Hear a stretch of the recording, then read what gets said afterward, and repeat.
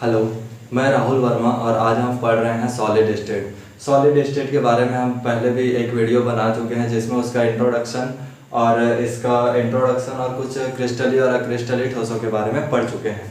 आज हम देखेंगे सॉलिड स्टेट का फिर आगे का कुछ टॉपिक जिसमें से हम यहाँ पे मेंशन कर दिए गए हैं कि उसमें से कौन कौन से टॉपिक हैं, जैसे क्रिस्टल जालक एकक, कोष्ठिका एकक, इकाई सेल, जिसको हम आगे पढ़ेंगे। ठीक है, अब हम शुरू करते हैं पहले क्रिस्टल जालक। तो क्रिस्टल जालक होता क्या है? क्रिस्टल जालक होता यह है कि कोई भी हम सॉलिड लेते हैं, सॉलिड में जो उनके परमाणु हैं, सॉलिड के परमाणु उसके अवयवी कण ऐसे व्यवस्थित होते हैं, एक के बाद एक व्यवस्थित होते हैं, इसका ये क्रिस्टल जालक। अगर इस व्यवस्थित कण में हम उसके सेंटर को लेके, ठीक है, उसके सेंटर से एक रेखा खींचते हैं, ठीक है, तो उसको बोलते हैं क्रिस्टल जालक।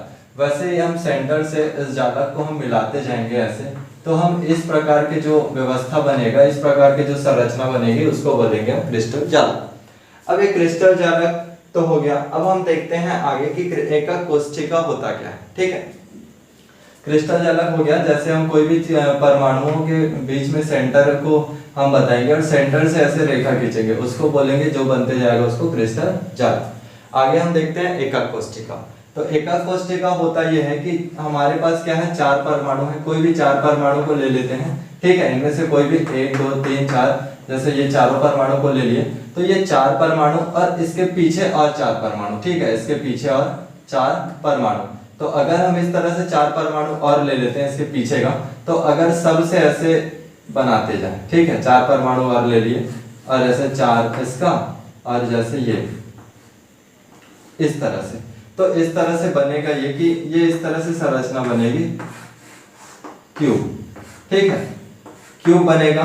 इसमें से चार परमाणु ऐसे सामने और चार परमाणु इसके पीछे रहेगा, ठीक है, और चारों परमाणु से हम जो खींचेंगे तो उसको बोलेंगे हम एकक कोष्ठिका, ठीक है, चार परमाणु सामने और चार परमाणु पीछे, अगर चारों को हम ऐसे मिलाते जाएं तो उसको बोलेंगे हम एकक कोष्ठिका जो बनेगा।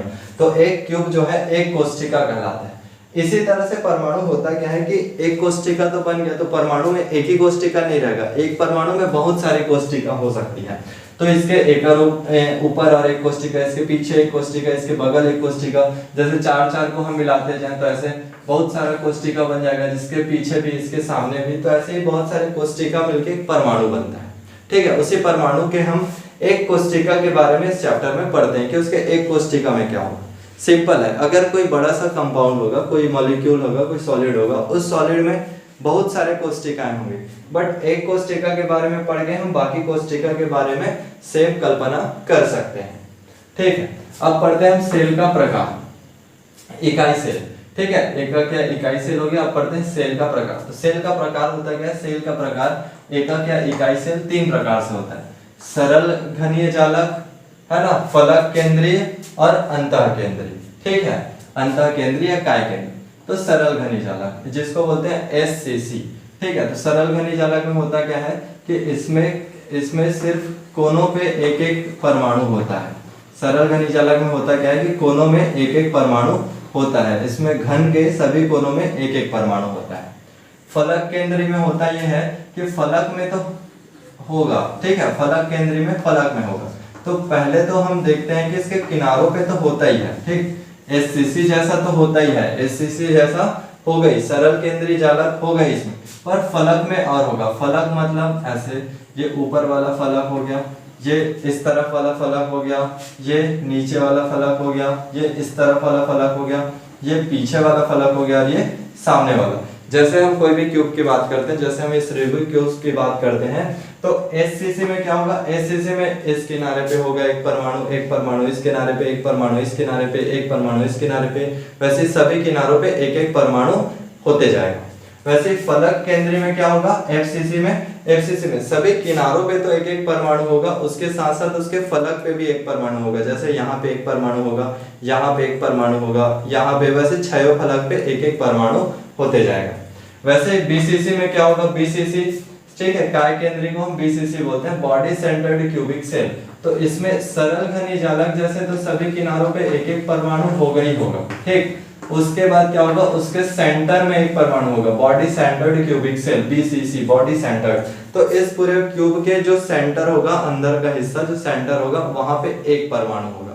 ठीक है, इस तरह से हम इसको देख सकते हैं। अब ये देखते हैं कि एकक कोष्ठिका में अवयवी कणों की संख्या। अब देखेंगे कणों की संख्या। तो कणों की संख्या होगा क्या, अगर हम इसकी बात करें, एससीसी में परमाणुओं की संख्या या कणों की संख्या। देखो ये क्यूब है, इस क्यूब में सभी किनारों पे एक एक परमाणु लगा हुआ है।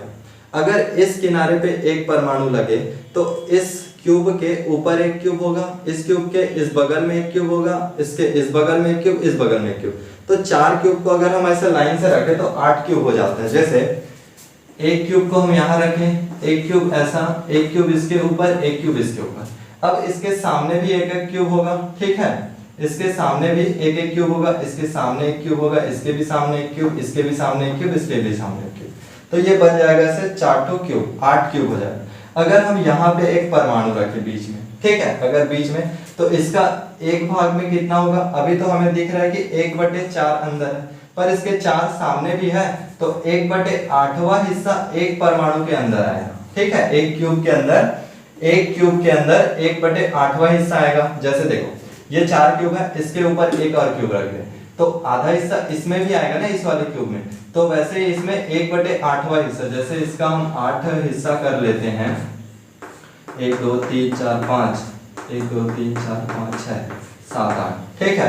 तो इसका सिर्फ इतना जो भाग है वो एक परमाणु के अंदर आता है, एक क्यूब के अंदर आता है, सॉरी, एक क्यूब के अंदर कितना आता है, जैसे ऐसे अगर ऊपर में एक और लगा दे तो एक क्यूब के अंदर एक ही हिस्सा आता है, तो वो 1/8वां हिस्सा आता है।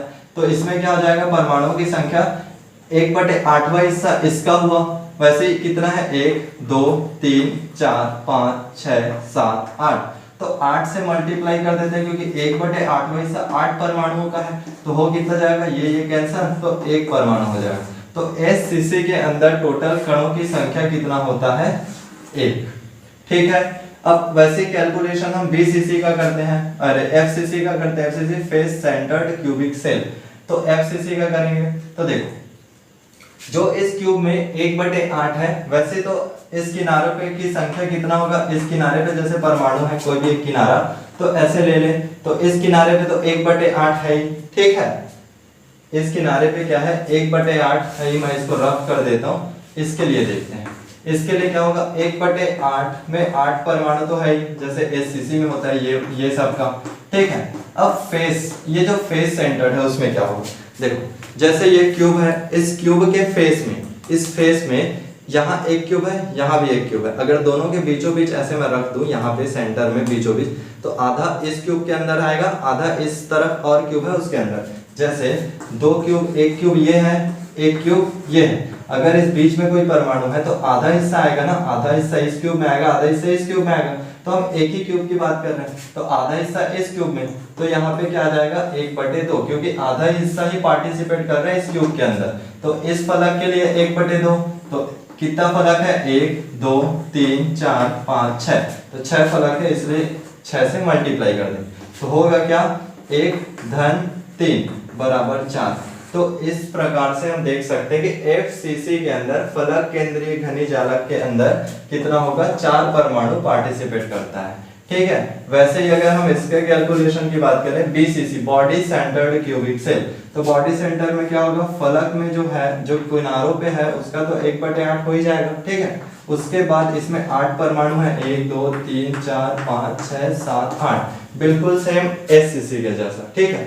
उसके बाद इसके सेंटर में एक परमाणु है, ठीक, ये क्यूब है, उसके सेंटर में एक परमाणु, सेंटर में तो चाहे इधर क्यूब रखो, इधर क्यूब, चाहे पीछे रखो, चाहे इसको ऊपर रखो, सेंटर में है तो वो पूरा इसके अंदर है, मतलब एक परमाणु पूरा अंदर है, इसलिए अंदर। तो 8 8 कटा, 1 और 1 2, 1 धन 1 2।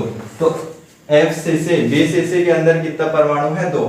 हम कैलकुलेट ये करना चाह रहे हैं कि ये जो क्यूब है उसके अंदर कितना परमाणु है, अगर इस किनारे में है तो उसका 8वां हिस्सा अंदर है, अगर यहाँ पे है इस किनारे, यहाँ पे, ठीक है, फलक पे, तो उसके आधा हिस्सा अंदर है, अगर बीचों बीच है, सिंपल है, बीचों बीच है तो उसमें तो पूरा परमाणु इसके क्यूब के अंदर होगा। इस प्रकार से हम काय केंद्रीय कोष्ठिका में अवयवी कणों की संख्या देख सकते हैं। HCC में अवयवी कणों की संख्या 1, FCC में अवयवी कणों की संख्या 4 और BCC में अवयवी कणों की संख्या 2। इस प्रकार से हमारा आज का सॉलिड स्टेट खत्म होता है। आगे का टॉपिक हम नेक्स्ट वीडियो में देखेंगे। वीडियो अगर समझ आया तो लाइक और सब्सक्राइब जरूर करें। धन्यवाद।